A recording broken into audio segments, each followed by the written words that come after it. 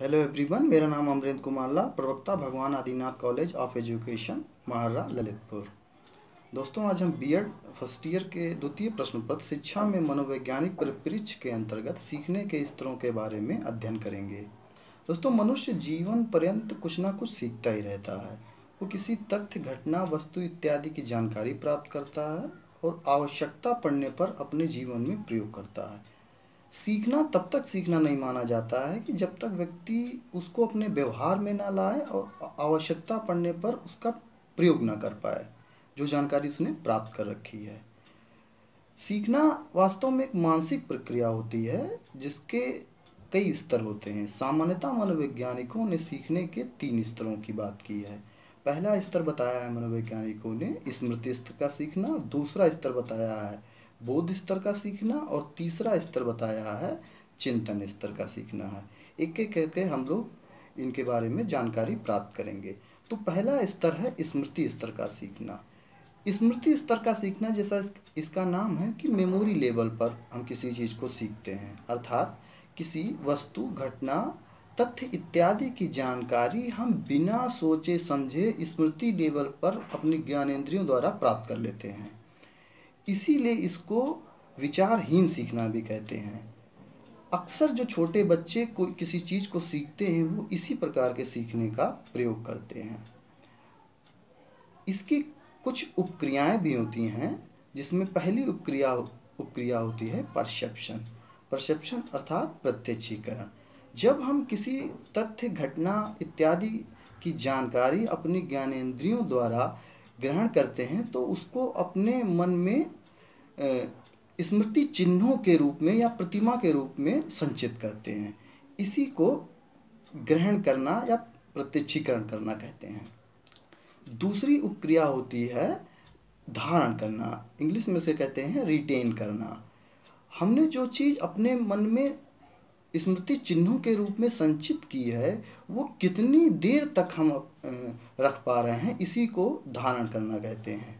ये अलग अलग व्यक्तियों में अलग अलग तरीके से होती है। किसी में कुछ समय के लिए होती है, किसी में मॉडरेट टाइम के लिए होती है और किसी में पूरी ज़िंदगी हो सकती है। ये निर्भर करता है कि व्यक्ति की परिपक्वता क्या है, उसकी आयु क्या है, उसकी अभी क्षमता क्या है, उसकी रुचियाँ क्या हैं, उसके कार्य करने की शैली क्या है। तीसरी जो स्टेज उपक्रिया है वो है प्रत्यास्मरण की। प्रत्यास्मरण से तात्पर्य होता है सीखे हुए ज्ञान को आवश्यकता पड़ने पर वर्तमान में चेतन मन में ले आना, यही प्रत्यास्मरण होता है। इसी के साथ चौथी उपक्रिया होती है प्रत्याभिज्ञान की।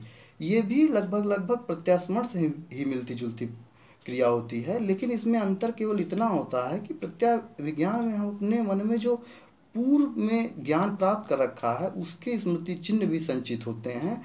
तो जो हमें वर्तमान में आवश्यकता है उसको अलग करके निकालना ही प्रत्याभिज्ञान होता है, अर्थात कि पहचान करना।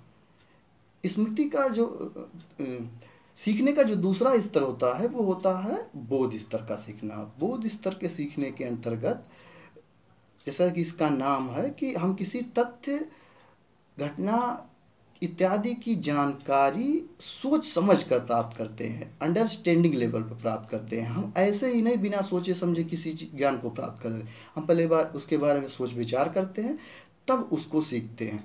इसीलिए इस तरीके के सीखने को विचारपूर्ण सीखना भी कहते हैं। हम इस बात का पता इस चीज़ से लगा सकते हैं कि किसी व्यक्ति ने बोध स्तर का सीखना सीख लिया है जब वह उससे मिलते जुलते तथ्यों से अपनी सीखी हुई चीज़ को अलग कर सके।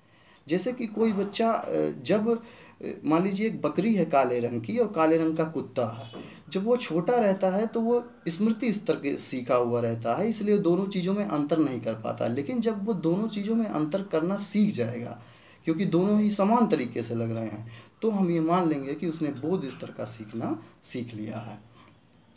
तीसरा स्तर आता है चिंतन स्तर का सीखना। चिंतन स्तर के सीखने में व्यक्ति जो चीज़ें किसी घटना या वस्तु या तथ्य की जानकारी प्राप्त करता है वो एक समस्या के रूप में उसके सामने आती हैं और फिर उसका वो समाधान करता है। इस स्तर को चिंतन स्तर का सीखना कहते हैं। इस सीखने में शुरुआत के दोनों स्तर के सीखने आ जाते हैं, अर्थात स्मृति स्तर और बोध स्तर का सीखना दोनों ही इसमें सम्मिलित होता है।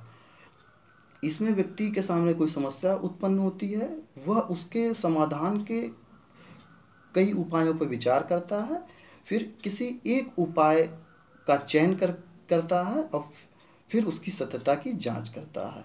तो आज हमने पढ़ा कि सीखने के 3 स्तर होते हैं। आज के लिए इतना ही। धन्यवाद।